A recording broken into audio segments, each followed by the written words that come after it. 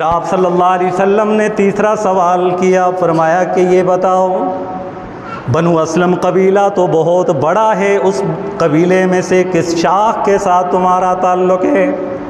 وہ کہنے لگا کہ سہم قبیلے سے میرا تعلق ہے۔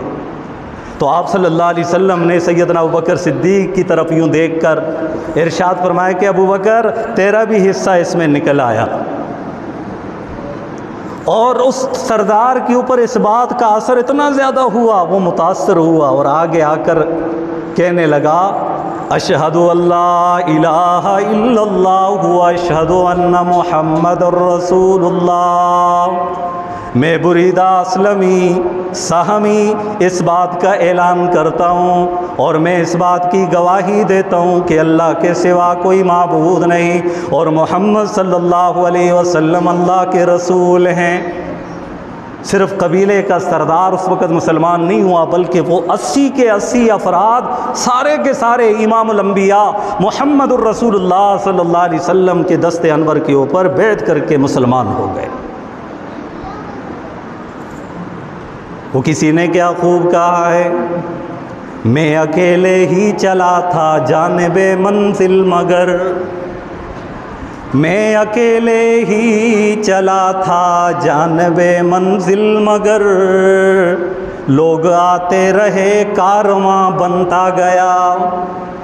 وہاں سے 2 افراد پر مشتمل، پھر 3 ہوئے، پھر 4 ہوئے، پھر اللہ پاک نے مزید 80 عطا فرما دیے، 84 ہو گئے۔ قبیلے کا جو سردار تھا وہ بڑا متاثر تھا۔ اس نے کہا یا رسول اللہ صلی اللہ علیہ وسلم آپ مدینہ کی طرف جا رہے ہیں، آپ یہ قبا والا راستہ جو ہے یہ اختیار کریں، اور جب آپ جائیں تو آپ کی ایک شان و شوکت ہونی چاہیے۔ تو آپ صلی اللہ علیہ وسلم مسکرائے، فرمایا بریدہ وہ کس طرح؟ کہا یا رسول اللہ صلی اللہ علیہ وسلم ہمارا یہ لشکر ہے، ایک جماعت بن چکی ہے، اب اس کا ایک علم اور پرچم ہونا چاہیے۔ یہ پرچم کا بہت بڑا تقدس ہوتا ہے۔ جشن آزادی ہم نے منا لی اور یہ سمجھ بیٹھے کہ پاکستان کے جھنڈے لہرائے، لیکن افسوس کی بات ہے کہ آج گلیوں کے اندر بھی، روڈوں کے اوپر بھی یہ پاکستانی پرچم گرے ہوئے ہیں۔ یہ جھنڈے کا تقدس پامال ہوتا ہے۔ ہمیں اپنے وطن عزیز سے بہت محبت ہے، وطن عزیز کے جو محافظین ہیں ہمیں ان پر بھی فخر ہے، لیکن ہم جھنڈے کے تقدس کا اندازہ لگائیے اس بات سے۔ کہا یا رسول اللہ صلی اللہ علیہ وسلم اس جماعت کا ایک جھنڈا ہونا چاہیے۔ آپ صلی اللہ علیہ وسلم نے فرمایا بریدہ جو تیرے جی میں آتا ہے کر۔ حضرت بریدہ اپنے سر سے عمامے کو اتارتے، یہ عمامہ اہل عرب کی شان ہوا کرتی تھی، اور الحمدللہ آج بھی اس پنجاب کے علاقے کے اندر جو بزرگ حضرات قدیم ہیں جو موجود ہیں وہ آج بھی اپنے سر کے اوپر پگڑی لگاتے ہیں اور اس کو اپنا شعار سمجھتے ہیں۔ تو فوراً وہ پگڑی اتاری، نیزے کے اوپر لٹکا دیا، جھنڈے کی صورت میں چل پڑے آگے مدینہ منورہ کی جانب، قباء کے راستے۔ قباء کے راستے جب نبی علیہ السلام تشریف لے گئے، پھر وہاں مسجد کا آغاز کیا گیا، مسجد تعمیر کی گئی۔ کون سی مسجد؟ لَمَسْجِدٌ أُسِّسَ عَلَى التَّقْوَى مِنْ أَوَّلِ يَوْمٍ، وہ مسجد ہے جس کی ابتدا تقوی کے نام سے ہوئی۔ وہ قباء مسجد مدینہ منورہ سے کچھ دور ہے۔ خوش نصیب ہیں وہ لوگ جو عمرہ کرنے کے لیے گئے، حج کرنے کے لیے گئے، انہوں نے زیارات کی ہوں گی قباء کی۔ اور آپ کو یہ بھی علم ہوگا کہ قباء کے اندر 2 رکعت پڑھنے کا ثواب ایک عمرے ادا کرنے کا ثواب۔ اور یہ ثواب کیوں رکھا گیا؟ جس کی بنیاد تقوی کے اوپر رکھی گئی۔ تقوی میں وہ لوگ اتنے اعلیٰ تھے کہ اللہ تعالیٰ نے اس تقوی کی وجہ سے اس جگہ کے اندر جو آدمی بھی 2 رکعت پڑھے گا اس کو پورا عمرے کا ثواب عطا فرمائیں گے اللہ پاک۔ اس سے بڑھ کر کتنی بڑی سعادت کی بات ہے۔ یہ عمرہ کرنا کوئی آسان کام نہیں ہے۔ کبھی جعرانہ سے کیا جاتا ہے، کبھی جو ہے طائف سے کیا جاتا ہے، کبھی مسجد عائشہ سے کیا جاتا ہے، وہاں جا کر پھر آیا جاتا ہے، لیکن امام الانبیاء محمد الرسول اللہ صلی اللہ علیہ وسلم نے ارشاد فرمایا، او ایمان والو، تم مدینہ میں کہیں بھی ہو، تم کہاں جہاں کہیں بھی ہو، لیکن جب تم قباء کے اندر آؤ گے، 2 رکعت پڑھو گے تو اللہ پاک تمہیں ایک پورے عمرے کا ثواب عطا فرمائے گا۔ اور اس مسجد کی بنیاد رکھی گئی، سارے صحابہ کرام کام کے اندر مصروف ہو گئے، کوئی پتھر اٹھا کر لا رہا ہے، کوئی گارا بنا رہا ہے، کوئی اس کے لیے پانی کا انتظام کر رہا ہے۔ ایک جانب دیکھا گیا امام الانبیاء محمد الرسول اللہ صلی اللہ علیہ وسلم بھی پتھر اٹھا کر خود بھی اس تعمیراتی کام میں حصہ لے رہے ہیں۔ بات سمجھ میں آ رہی ہے کہ نہیں؟ خود بھی اس کار خیر میں حصہ ڈال رہے ہیں، خود کر رہے ہیں، نہیں کہ کرسی پر بیٹھ کر دیکھ رہے ہو۔ یہاں پر لیڈروں کو پیغام، یہ سیرت کے پہلو ہیں، ہر پہلو سے ہم نے سبق حاصل کرنا ہے۔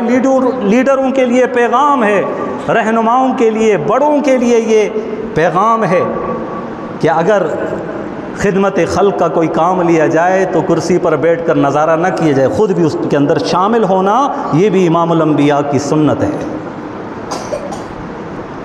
تو آپ صلی اللہ علیہ وسلم جب پتھر مبارک اٹھا رہے تھے، ایک صحابی آئے محبت کے عالم میں، کہنے لگے یا رسول اللہ صلی اللہ علیہ وسلم یہ پتھر مجھے دے دیجئے، آپ آرام فرمائیے، تشریف لے جائیے۔ آپ صلی اللہ علیہ وسلم نے یوں سر مبارک سے انکار کیا، کہا او صحابی اگر پتھر اٹھانا چاہتا ہے وہ والا پتھر اٹھا کر لا، یہ پتھر میں خود اپنے ہاتھوں سے لے کر وہاں تک جاؤں گا۔ یہ پیغام ہے۔ خادم اعلیٰ کا نام اپنا مشہور کرانا بڑا آسان ہے، لیکن صحیح معنوں کے اندر قوم کی خدمت کرنا، یہ دین اسلام اور شریعت مطہرہ سیرت النبی صلی اللہ علیہ وسلم کے مطالعہ کرنے کے بعد یہ صفات حاصل ہوں گی۔ امام الانبیاء نے ایک موقع پر ارشاد فرمایا کہ سید القوم فی السفر خادمہ، قوم کا جو سردار ہوتا ہے، بڑا ہوتا ہے، وہ قوم کا خادم ہوتا ہے، خدمت گزار ہوتا ہے، وہ خود اپنے ہاتھوں سے خدمت کر رہا ہے۔ امیر المومنین عمر بن الخطاب رضی اللہ تعالیٰ عنہ کی زندگی دیکھی، خود اپنے کندھوں کے اوپر راشن اٹھا کر بیوہ کے گھر اس راشن کو چھوڑنے کے لیے جا رہے ہیں، وقت کے امیر ہیں، امیر المومنین، جس سے کیسر و کسریٰ کانپ جائیں،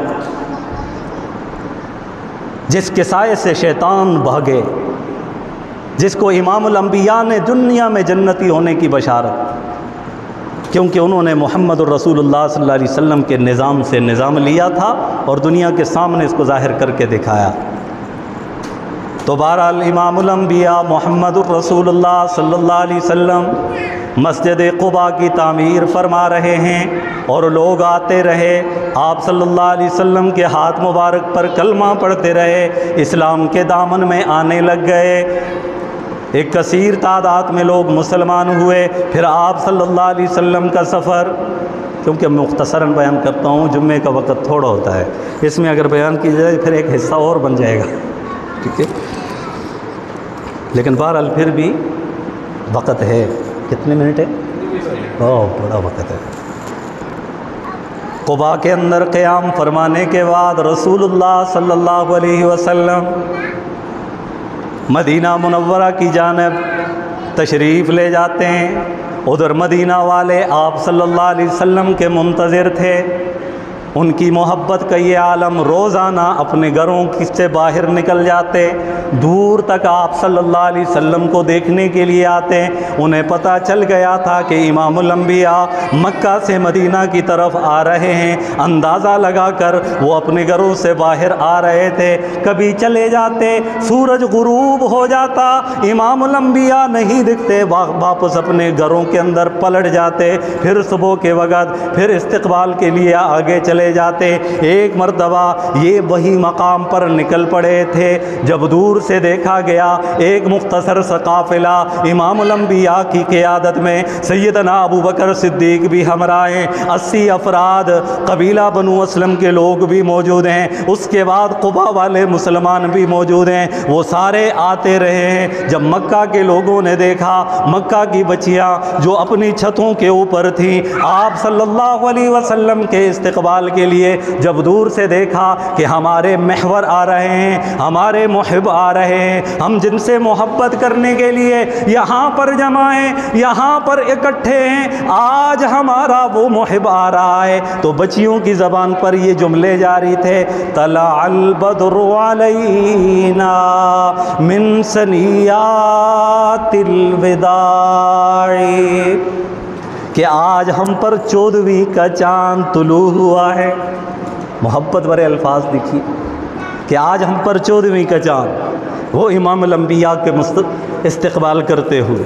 قصہ مختصر، امام الانبیاء مدینہ منورہ کے جب قریب ہو گئے، وہ سارے لوگ دیوانہ وار آگے کی طرف جا رہے ہیں، کوئی محبت سے اس طرف، کوئی محبت سے اس طرف، کسی کی زبان پر اللہ کا ذکر جاری ہے، کوئی امام الانبیاء کی طرف یوں ٹک ٹکی باندھ کر دیکھ رہا ہے، کوئی امام الانبیاء کے چہرے انور کی نورانیت کے اندر محو ہے، کوئی امام الانبیاء کے زلف و مبارک کو دیکھ کر مسحور ہو رہا ہے، کوئی امام الانبیاء کے نظر جھکانے کے اس خوبصورت انداز کو دیکھ کر مخمور ہوتا چلا جا رہا ہے، اور یہ سارے منظر دیکھنے کے تھے، یہ قابل دید تھے۔ جب آگے بڑھے، اب ہر ایک کے دل کے اندر ایک خواہش تھی، سب کے دل کے اندر یہی خواہش تھی کہ امام الانبیاء ہمارے گھر کے اندر مکین ہو جائیں، ہمارے گھر کے اندر یہاں پر بسیرا فرما جائیں، ہمارے گھر کے اندر تشریف لے آئیں۔ ہر ایک عاشق کے دل کے اندر یہی خواہش تھی، ہر ایک محب کے دل کے اندر یہی تمنا تھی۔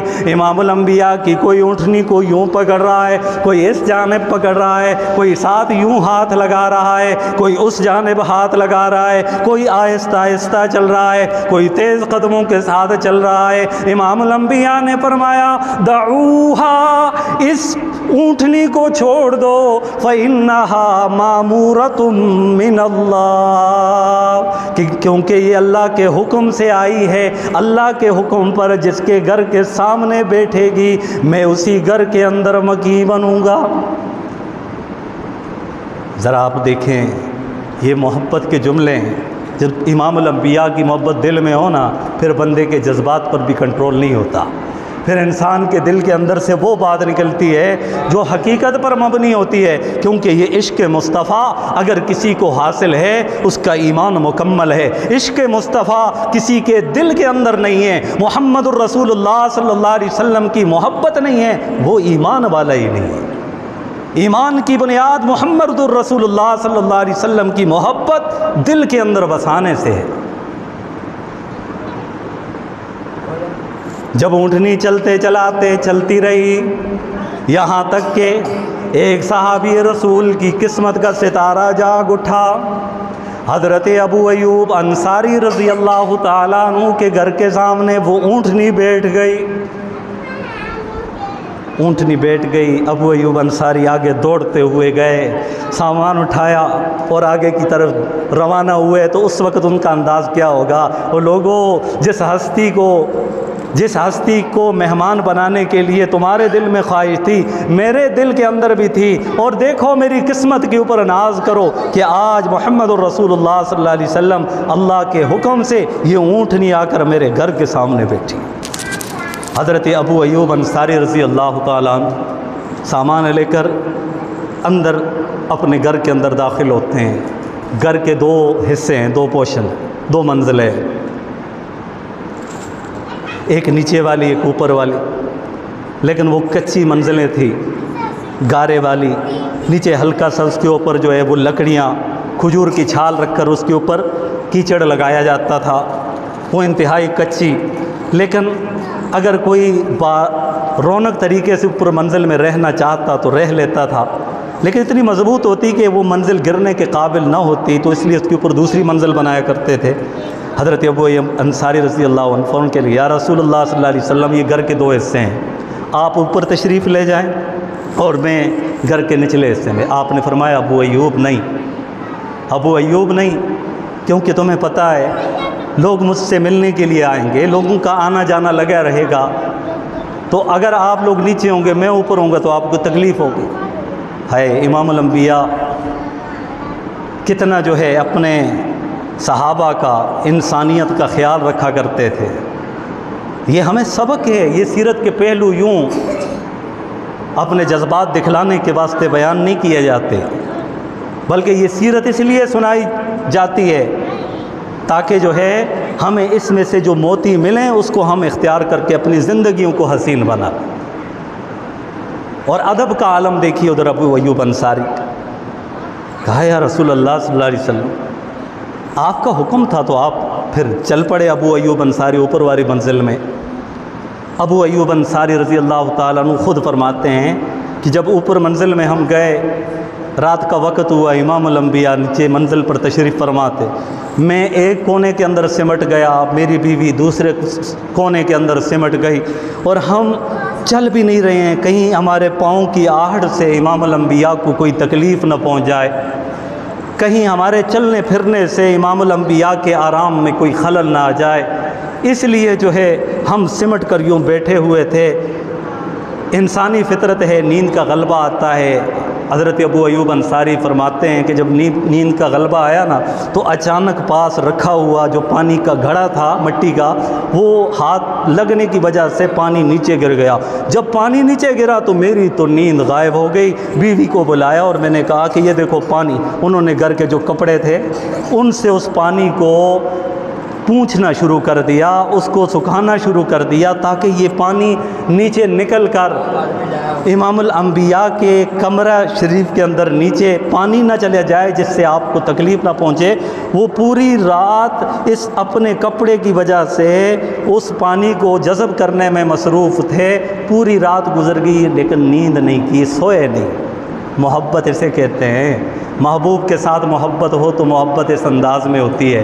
یہ نہیں ہے کہ امام الانبیاء کے نام سے محبت ہو، کام سے محبت نہ کریں، نمازوں کو چھوڑ دیں، امام الانبیاء کے اخلاق کو چھوڑ دیں، آپ صلی اللہ علیہ وسلم کی سنتوں کو چھوڑ دیں، آپ کی شریعت کو چھوڑ دیں، آپ کے لائے ہوئے مشن کو چھوڑ دیں، یہ محبت نہیں ہے۔ محبت یہ ہوتی ہے امام الانبیاء کے نام سے بھی محبت، امام الانبیاء کے آرام سے بھی محبت، امام الانبیاء کے تابعداری میں بھی محبت، اطاعت میں بھی محبت، اخلاق والی صفت اپنانے میں بھی محبت، ہر چیز کے اندر محبت کے زاویے کو، پہلو کو مد نظر رکھنا ہوگا، پھر جا کے یہ محبت حاصل ہوگی۔ حضرت ابو ایوب انصاری رضی اللہ تعالیٰ عنہ پوری رات وہ جاگتے رہے اور سوئے نہیں۔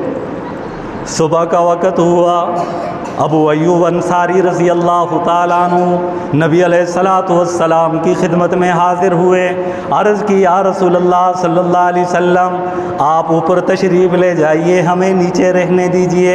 آپ صلی اللہ علیہ وسلم نے پھر سے فرمایا او ابو ایوب انصاری کل میں نے تمہیں بتلایا نہیں تھا؟ حضرت ابو ایوب انصاری رضی اللہ تعالیٰ عنہ اپنے سر کو یوں ہلا کر کہتے ہیں لبیک یا رسول اللہ صلی اللہ علیہ وسلم، اے اللہ کے رسول میں حاضر ہوں، یا اے اللہ کے رسول میں تیرا غلام حاضر ہوں، میں آپ کی بات کو سر خم تسلیم کرتا ہوں، لیکن رات جو مجھ پر گزری ہے اس کی داستان بھی سن لیجئے۔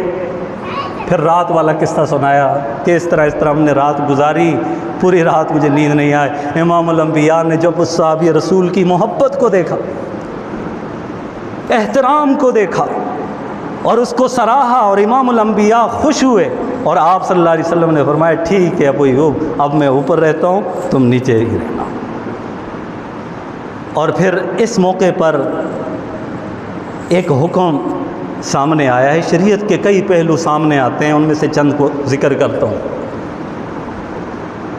حضرت ابو ایوب انصاری رضی اللہ تعالیٰ عنہ خدمت پر مامور تھے۔ جب آپ صلی اللہ علیہ وسلم کے کھانا مبارک نوش فرمانے کا وقت ہوتا تو یہ فوراً کھانا حاضر کر لیتے، اور امام الانبیاء جس برتن میں سے کھانا کھا رہے تھے اس میں سے کچھ تھوڑا بچا کر رکھا کرتے تھے، اور جب وہ برتن واپس آ جایا کرتا تھا حضرت ابو ایوب انصاری رضی اللہ تعالیٰ عنہ اسی جانب سے کھاتے جہاں سے امام الانبیاء نوش فرمایا کرتے تھے۔ اس کو سعادت سمجھتے تھے، اور تھی بھی یہ دنیا کی سب سے بڑی سعادت امام الانبیاء کے بچے ہوئے کھانے میں سے کچھ میسر ہو جانا۔ امام الانبیاء کے تو پسینے کی کیا بات، یہ پھر کھانا جس کو امام الانبیاء کے دست مبارک لگ جائے، یہ وہ دست مبارک جب پانی کے اندر چلے جائیں تو پانی کے فوارے نکلنا شروع ہو جائیں، ایک پیالے کے اندر اتنا پانی آ جائے کہ 1500 صحابہ کرام پینے سے سیراب ہو جائیں اور اپنے لیے برتن بھی بھر جائیں، پھر بھی پانی کے اندر کوئی کمی نہ آئے، اور یہ انگلیاں مبارک جس کھانے میں لگی ہوں گی، کیا کتنی بڑی بات ہوگی۔ حضرت ابو ایوب انصاری رضی اللہ تعالیٰ عنہ کے نصیب میں یہ بہت بڑا حصہ انہیں حاصل ہوا کہ وہ وہیں سے تناول کرتے تھے کھانا جہاں سے امام الانبیاء تناول فرمایا کرتے تھے، اور اس برتن میں جس میں پانی ہوتا تھا وہیں سے نوش کرتے تھے جہاں سے امام الانبیاء کے ہونٹ مبارک لگے ہوں۔ اس سے بڑھ کر کیا سعادت ہو سکتی ہے؟ تو حضرت ابو ایوب انصاری رضی اللہ تعالیٰ عنہ فرماتے ہیں ایک مرتبہ میں کھانا لے کر گیا، کھانا اسی طرح پڑا ہوا تھا، امام الانبیاء نے نہیں کھایا، میرے جسم کے اوپر کپ کپی طاری ہو گئی، میں پریشان ہو گیا کہ پتہ نہیں مجھ سے کون سی غلطی ہو گئی، کون سی خطا ہو گئی، امام الانبیاء نے کھانا تناول نہیں فرمایا۔ جب وہ آئے ڈرتے ڈرتے کانپتے کہنے لگے یا رسول اللہ صلی اللہ علیہ وسلم کوئی غلطی ہو گئی ہے مجھ سے۔ کہا کیا ہوا ابو ایوب؟ کہا یا رسول اللہ صلی اللہ علیہ وسلم آپ کھانا کتنی دیر کا رکھا ہوا ہے لیکن آپ تناول نہیں فرما رہے، اس وجہ سے مجھے پریشانی لاحق ہوگی، مجھ سے کوئی خطا ہوگی تو مجھے معاف کر دیجئے گا۔ آپ صلی اللہ علیہ وسلم نے فرمایا کہ او ابو ایوب انصاری پریشان ہونے کی ضرورت نہیں ہے، میں اس لیے کھانا نہیں کھا رہا کیونکہ میرے پاس نورانی مخلوقات آتی ہیں، فرشتے آتے ہیں اور وہ مجھ سے گفتگو کرتے ہیں، دین کے بارے میں باتیں کرتے ہیں، اللہ کی وحی لے کر مجھ تک آتے ہیں اور مجھ سے وہ باتیں کرتے رہتے ہیں، لیکن ان کو ایک چیز سے تکلیف پہنچتی ہے، وہ کیا ہے؟ لہسن، تھوم، جس کو ہم تھوم کہتے ہیں، یہ کھانے کے اندر ہے تو اس لیے وہ پاس نہیں آتے تھے تو میں نے کھانا چھوڑ دیا۔ کہا یا رسول اللہ صلی اللہ علیہ وسلم ہم اپنے لیے بھی تو وہی رکھا ہوا ہے۔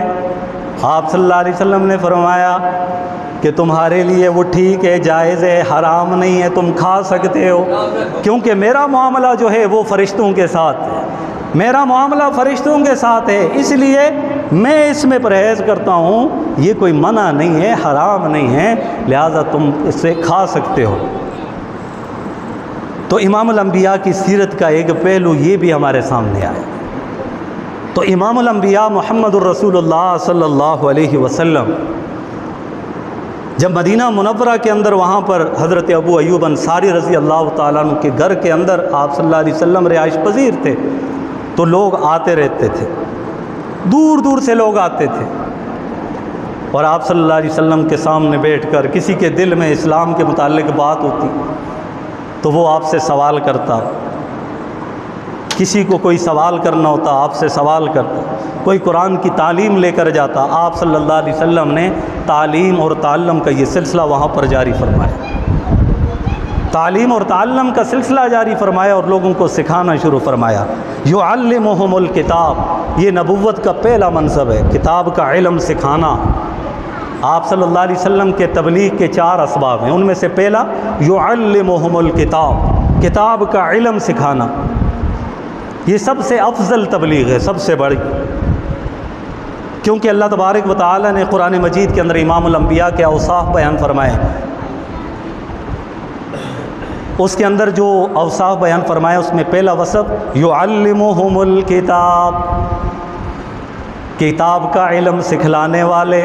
تو آپ صلی اللہ علیہ وسلم قرآن کی تعلیم دیا کرتے تھے، انہیں بتلاتے تھے یہ اللہ کا حکم ہے، پھر ان کا تزکیہ فرماتے تھے، یہ بھی تبلیغ کا ایک انداز ہے، لوگوں کا تزکیہ کرنا، ان کو نیکی کی طرف لانا، ان کو نمازی بنانا، ان کو کلمہ سکھانا، ان کے کلمے کو درست کرنا، ان کو اللہ کی تبارک و تعالیٰ کی طرف بلانا بغیر کسی لالچ کے، بغیر کسی طمع کے، یہ بھی تبلیغ کا ایک درجہ ہے جس سے انسان کا خود کا تزکیہ ہو رہا ہوتا ہے، خود اس کا اندر پاک صاف ہو رہا ہوتا ہے، کوئی اس کی مانے نہ مانے، اللہ پاک اس کام کی برکت سے اس کا تزکیہ فرماتا ہے، خود اس کا دل نیکی کی طرف آ رہا ہوتا ہے، نماز چھوڑنے کو جی نہیں چاہتا، پھر اس کا جھوٹ بولنے کو دل نہیں چاہتا، غلط کاموں میں حصہ لینے سے اس کا جی گھبراتا ہے کیونکہ اس کا مزاج بن جاتا ہے۔ تو یہ پیغمبر کا ایک نبوت کا ایک منصب ہے، اور الحمدللہ اس پر بھی عمل کرنے والے لوگ موجود ہیں۔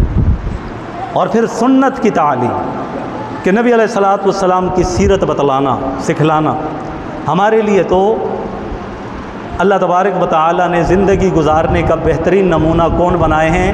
امام الانبیاء محمد الرسول اللہ صلی اللہ علیہ وسلم، کہ آپ کی زندگی کو دیکھ کر اپنی زندگی گزارو۔ آپ کا تقوی کیسے تھا، آپ کا اخلاق کیسا تھا، آپ کی نماز کیسی تھی، آپ کا رکوع کیسا تھا، آپ کا سجدہ کیسا تھا، آپ کا زکوٰۃ ادا کرنا کیسا تھا، آپ کا صدقہ دینا کیسا تھا، آپ کا حج کرنا کیسے تھا، عمرہ کرنا کیسے تھا، خوشی اور غمی کا انداز کیسا تھا، تجارت کا انداز کیا تھا، معاشرت کا انداز کیا تھا۔ ان سیرت کے پہلوؤں میں سے روشنی لے کر اپنے اندر اس روشنی کو ڈالنا ہے۔ اگر اس روشنی کو اپنے اندر ہم لے لیں گے نا تو دنیا کے اندر بھی کامیابی ہمیں حاصل ہوگی، اور آخرت کی بھی ہمیشہ ہمیشہ کی کامیابی ہمیں حاصل ہوگی۔ تو اپنی زندگیوں کا دو مقصد بنا لیں، اطاعت الہیہ، اطاعت رسول۔ اطاعت رسول کیا ہے؟ صحابہ کی زندگی کو دیکھنا کہ صحابہ نے امام الانبیاء کی اطاعت کیسی کی ہے، ایسی اطاعت کر۔ اور اطاعت الہیہ وہ سمجھ میں کیسے آئے گی؟ وہ نبی علیہ الصلوۃ والسلام کی مبارک زندگی کو دیکھیں کہ آپ صلی اللہ علیہ وسلم نے اللہ کی اطاعت کیسے کر کے دکھائی، اللہ تعالیٰ کی بندگی کیسے کر کے دکھائی، عبادت کیسے کر کے دکھائی، اور کس کس انداز میں فرمائی۔ ایک موقع پر امام الانبیاء رات پر اللہ کے حضور یوں کھڑے ہیں، نماز کی شکل میں اللہ تبارک و تعالیٰ سے تعلق جوڑے ہوئے، یہاں تک کہ آپ صلی اللہ علیہ وسلم کے پاؤں مبارک میں ورم آ گئے تو عائشہ صدیقہ رضی اللہ تعالیٰ عنہ نے فوراً عرض کیا، رسول اللہ صلی اللہ علیہ وسلم انت مغفور، آپ تو بخشے بخشائے ہیں، آپ کو اتنی مشقت اٹھانے کی کیا ضرورت ہے؟ کہا کہ عائشہ افلا اکون عبدا شکورا، کیا میں اللہ کا شکر گزار بندہ نہ بنوں؟ آپ صلی اللہ علیہ وسلم نے شکر گزار بندہ بن کے دکھایا، آپ صلی اللہ علیہ وسلم نے اللہ کی اطاعت کر کے دکھائی، اللہ کی مرضی کو اپنا کے دکھایا، اللہ کی پسند کو پسند بنا کے دکھایا۔ اسی وجہ سے اللہ نے فرمایا میرے محبوب کی اطاعت کر لو، میری اطاعت تمہیں سمجھ میں آ جائے گی، کیونکہ میرے محبوب میری ہی اطاعت کرتے ہیں۔ محبوب کا طریقہ سیکھو گے تو اللہ کی اطاعت سمجھ میں آئے گی۔ اطاعت کا معنی ہے تابعداری کرنا، اس کے اوپر عمل پیرا ہونا، اس کو اپنانا۔ یہ نہیں ہے سن کر محظوظ ہونا، سن کر ایک کام سے دوسرے کام سے بات کو نکالنا، نہیں، عمل میں لانا کہ میرے اخلاق بھی اس طرح بن جائیں، میرے تجارت کا انداز بھی اس انداز میں بن جائے، میرے اپنے رشتہ داروں کے ساتھ جو حقوق کا معاملہ ہے اس کو دیکھ کر یہ لوگ اپنی بھی زندگی کے اس طرح کے اصول بنا لیں، تو اس سے ہم سبق حاصل کرنے والے بن جائیں۔ تو یہ اطاعت رسول ہے عزیزان کرام۔ تو رسول اکرم صلی اللہ علیہ وسلم کی ہجرت جو سفر مدینہ پر منحصر تھا، مختصراً آپ کے سامنے ذکر کیے 3 حصوں۔ پہلا حصہ مکہ مکرمہ سے غار ثور تھا، دوسرا حصہ غار ثور سے پھر آگے وہ معبد کے خیمہ تک، پھر تیسرا حصہ وہاں سے آج تک مختصراً میں نے ذکر کیا۔ آگے یہ سلسلہ آگے بڑھتا رہے گا، امام الانبیاء کی سیرت طیبہ کے پہلو، امام الانبیاء کے نامی گرامی، آپ صلی اللہ علیہ وسلم کے اخلاق، آپ صلی اللہ علیہ وسلم کا عدل و انصاف، آپ صلی اللہ علیہ وسلم کی بے مثال زندگی، آپ کا حسن، یہ مختلف عنوانات ہیں۔ انشاءاللہ اسی کو لے کر آگے چلیں گے۔ اللہ کریم سے یہی دعا ہے کہ رب العالمین ہم سب کو نبی کریم صلی اللہ علیہ وسلم کی سچی اور سچی محبت نصیب فرمائے، آپ صلی اللہ علیہ وسلم کی اطاعت صحیح معنوں کے اندر اللہ پاک ہمیں نصیب فرمائے۔ وآخر دعوانا الحمدللہ رب العالمین۔